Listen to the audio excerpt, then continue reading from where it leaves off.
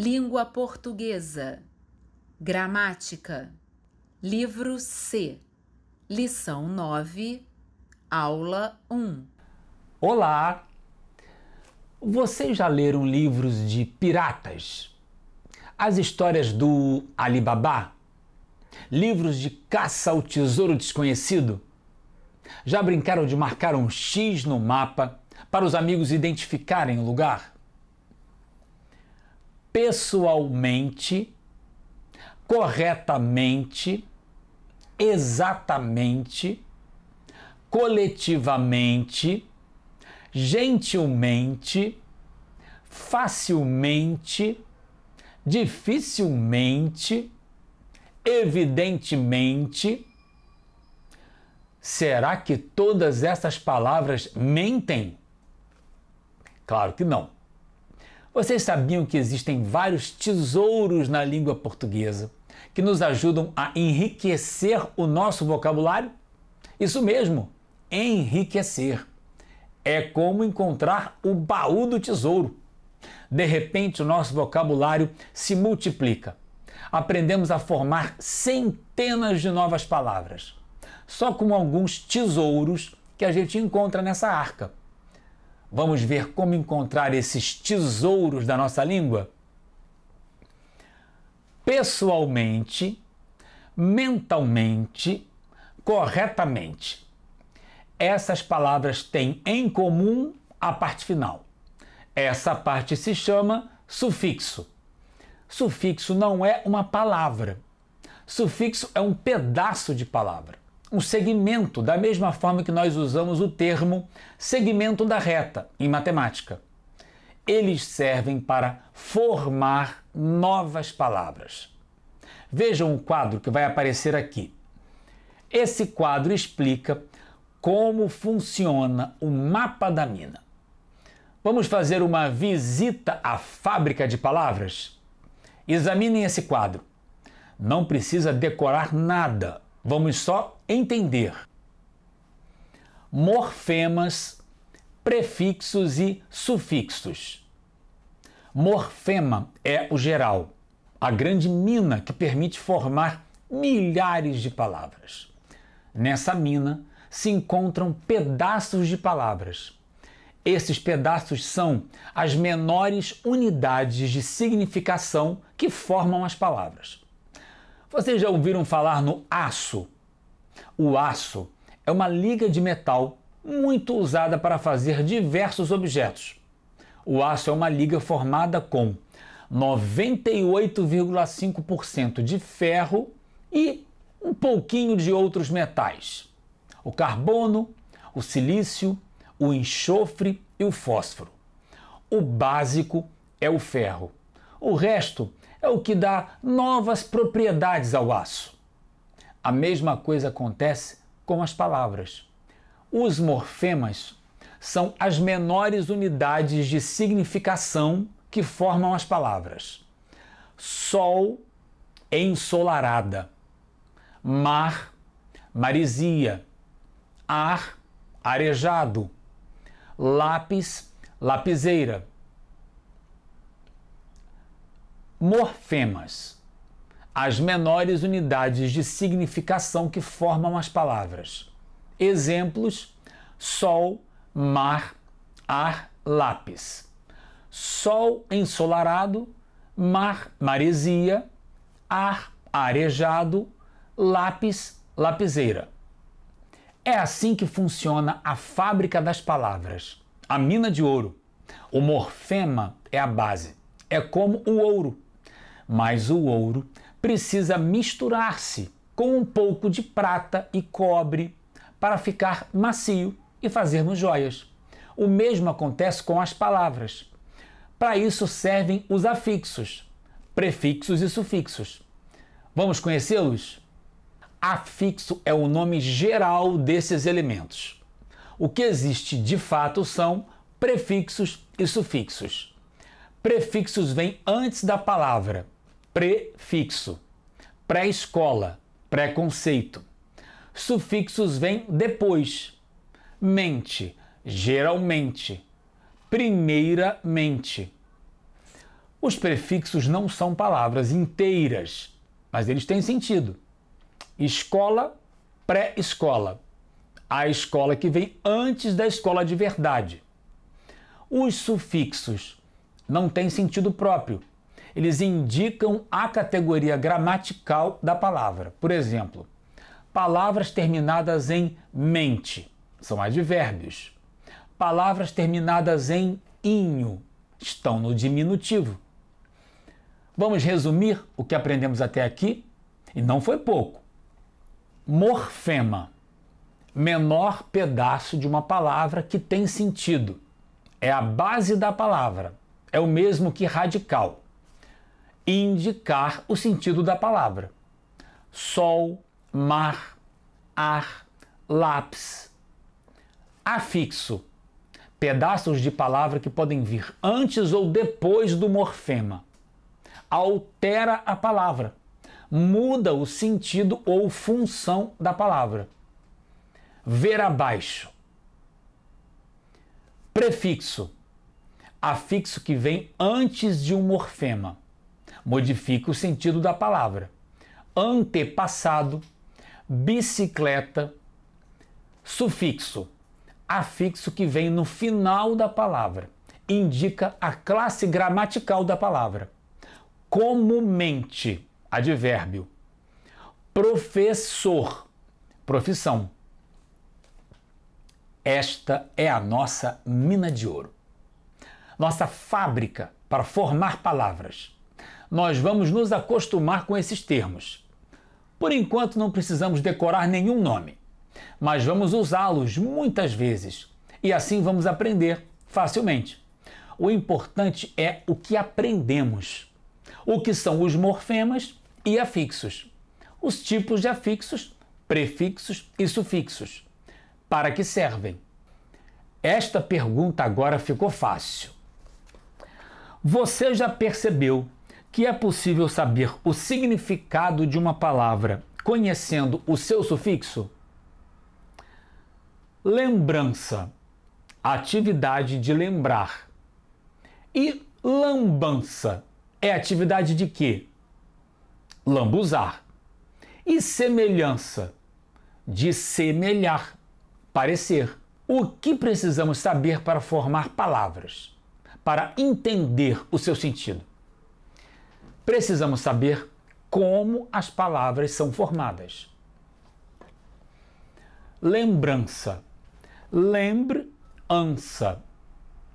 Aí temos o mapa da mina. Precisamos identificar o radical e o sufixo. O sufixo é ança. O radical é lembre. Com esse radical podemos formar várias palavras. Esse sufixo ança pode servir para formar novas palavras que indicam uma ação ou o resultado de uma ação.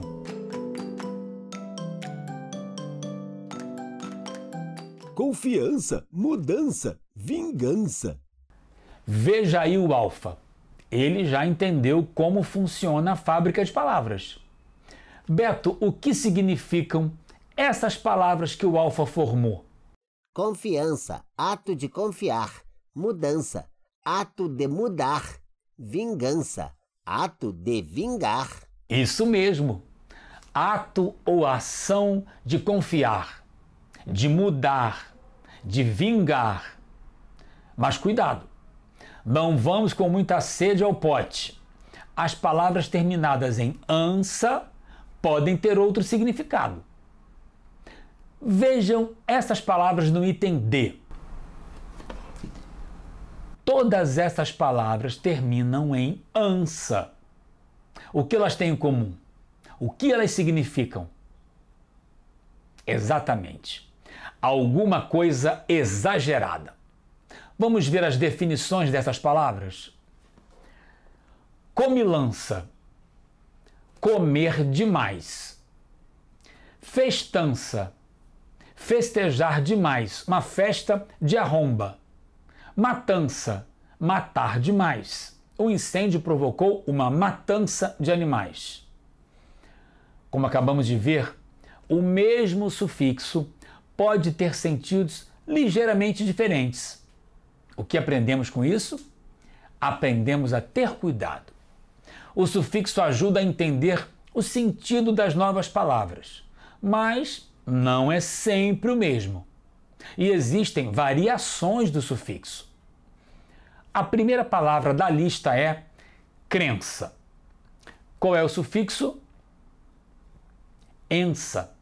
O sufixo é ensa e significa a mesma coisa, o ato de crer, de acreditar. Vejam essas outras palavras. Vocês conhecem todas elas. Presença, o ato de estar presente, a marca da presença. Nascença, o ato de nascer, a marca associada a nascer. Doença, o ato de doer, sofrer uma enfermidade. Vamos aprender mais um pouco sobre os sufixos. Vamos examinar o que esse exercício vai nos ensinar. Quanto significado um sufixo pode ter? Alfa, o que essa frase sugere? Que nós vamos aprender sobre diferentes significados de um sufixo. Beto, e qual sufixo nós vamos estudar? Como você sabe? Nós vamos estudar o sufixo ada, laranjada, martelada, goleada, colherada. Eu sou do time da goleada. Mas será que o sufixo ada tem o mesmo sentido nessas palavras? Não deve ter. O exercício está avisando isso. Quanto significado um sufixo pode ter? Não deve ser o mesmo. Vamos ler o item B antes de avançar. No seu quadro, abaixo de cada palavra, escreva o significado que o sufixo dá para essa palavra. O sufixo ada pode significar produto alimentar, multidão, conjunto, porção contida num objeto. E então, vamos conhecer os diferentes sentidos do sufixo ada? Será que existe alguma coisa em comum? Primeiro, nós vamos dizer o significado da palavra. Depois, nós vamos procurar um dos significados no item B para essa palavra. Vou fazer a primeira. Laranjada. O suco ou o caldo da laranja. Qual o sentido do sufixo ada? Produto alimentar. Um produto feito de laranja, goiabada, marmelada, laranjada. Beto, agora é com você. Martelada. Martelada significa bater o martelo com força. O sufixo significa movimento energético, golpe. Goleada, fazer muitos gols. O sufixo é conjunto, multidão. Um monte, um tantão. E você? Qual o significado de colherada? E o sufixo ada, o que significa nessa palavra? Correto? Colher bem cheia. O sufixo significa porção contida num objeto. O que estamos vendo nesta terceira coluna? O sufixo ada tem sentidos diferentes. Todos os sentidos são semelhantes, tem a ver com quantidade, intensidade, mas o sentido é ligeiramente diferente. O sufixo ada é muito usado na nossa língua. Vejam quantas palavras nós conhecemos com esse sufixo. Em casa vocês vão formar essas palavras e escrever o significado. Assim vocês vão treinando e ampliando o vocabulário. O que nós aprendemos nesta parte da aula? Isso mesmo, sintaxe. Como se escreve, como organizar as palavras na frase, como saber o lugar de cada palavra, como escolher as palavras certas e colocá-las no lugar certo, como cortar as palavras que não são necessárias. Muito obrigada. Bom dia, até logo. Ai, meu pé. Alô? Viva! Qualidade do que é complicado. Algo em quantidade menor do que o habitual. Vamos observar com atenção esse quadro. Ele apresenta 3 tipos de frases. Elas estão sinalizadas pela cor. Que tipos de frases vemos no primeiro quadro? Muito obrigada. Bom dia. Até logo. Você entende quando eu digo muito obrigado ou muito obrigada? Quando eu digo bom dia ou quando eu digo até logo? Pois essas são frases. Elas têm um sentido completo. Você entende? Só que elas não têm verbo. Elas são chamadas de frases nominais. Ai, meu pé! O que foi, professor? Machucou? Ai, meu pé! Essa frase se chama interjetiva. É uma frase formada por uma interjeição. Ai, meu pé! Ai, minha mãe! Alô! Viva! Todos entendem. Elas têm sentido completo, só que não têm verbos. E, finalmente, temos as frases mais usuais, as frases verbais. O verbo pode estar presente. Qualidade do que é complicado ou oculto. Algo em quantidade menor do que o habitual. Pouco é algo em quantidade menor do que o habitual. Frases nominais. Muito obrigado, bom dia, até logo. Frases interjetivas. Ai, meu pé. Alô? Viva! Frases verbais. Qualidade do que é complicado. Algo em quantidade menor do que o habitual. Entendemos a diferença entre essas frases. Todas elas são frases completas e corretas, mas elas só podem ser usadas nessa forma dentro de alguma situação. Elas só fazem sentido dentro de um texto ou de um contexto. Vamos começar pelas frases que estão no item 3. Que tipos de frases são essas, Alfa? Qualidade do que é complicado. Algo em quantidade menor do que o habitual. Definição. Essas frases estão definindo, explicando alguma coisa. Parece definição de dicionário. E quando eu digo qualidade do que é complicado? Dá para entender? Está faltando alguma coisa? Falta sim, falta dizer a coisa. Qualidade do que é complicado. Sozinho não faz sentido. E agora, Alfa, o que você me diz? Agora sim, dificuldade, qualidade do que é complicado. Então sabemos que esta frase é uma definição típica de um dicionário. Aqui no item C, está pedindo para escrever uma situação em que esta frase poderia ser usada. É fácil. No dicionário. E como ficaria a frase?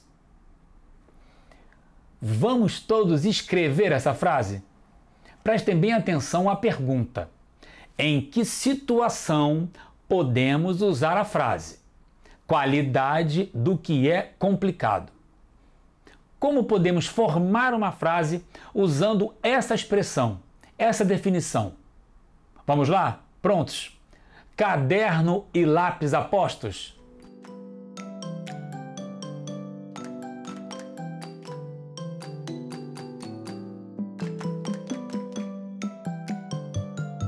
E como ficaram as nossas frases? O dicionário define dificuldade como a qualidade do que é complicado. Encontrei no dicionário a definição de dificuldade. É a qualidade do que é complicado. Muito boas as frases. E vocês tomaram o cuidado de colocar a palavra dificuldade entre aspas. Poderiam também ter colocado sublinhado ou em negrito. Assim, dessa forma, o leitor entende com clareza o sentido da frase. E você também não teve dificuldade para escrever a sua frase? Entendeu o que estamos fazendo? Estamos identificando situações em que, ao usarmos a palavra, usamos a sua definição. Vamos fazer o mesmo com a segunda frase? Agora ficou fácil. Eu já sei que isso é uma definição do dicionário. E sei também que essa definição apareceu na nossa lição. Algo em quantidade menor do que o habitual é o mesmo que pouco. E vamos às nossas frases? Que frases interessantes podemos escrever a partir dessas definições? Vamos pensar para fazer uma frase interessante? Algo em quantidade menor do que o habitual. Todos prontos? Pensador ligado?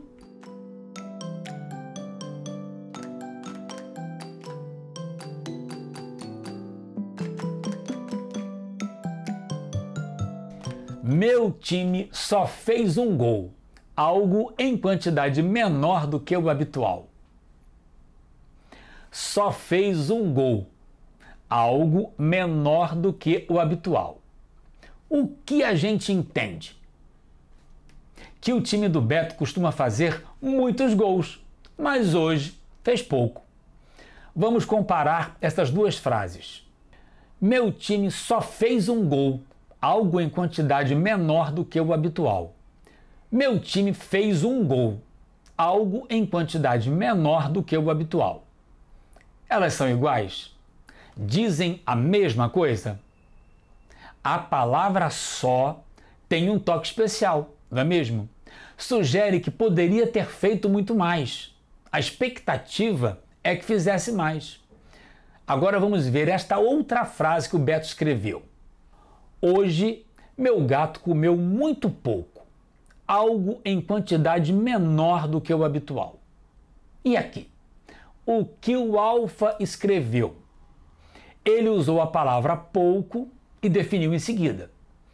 Será que ele poderia cortar a palavra pouco? Vamos ver como ficaria? É o mesmo sentido? É um pouco diferente, não é mesmo? Podemos entender que ele comeu muito de outras coisas, mas só de uma coisa, só de algo ele comeu em quantidade menor.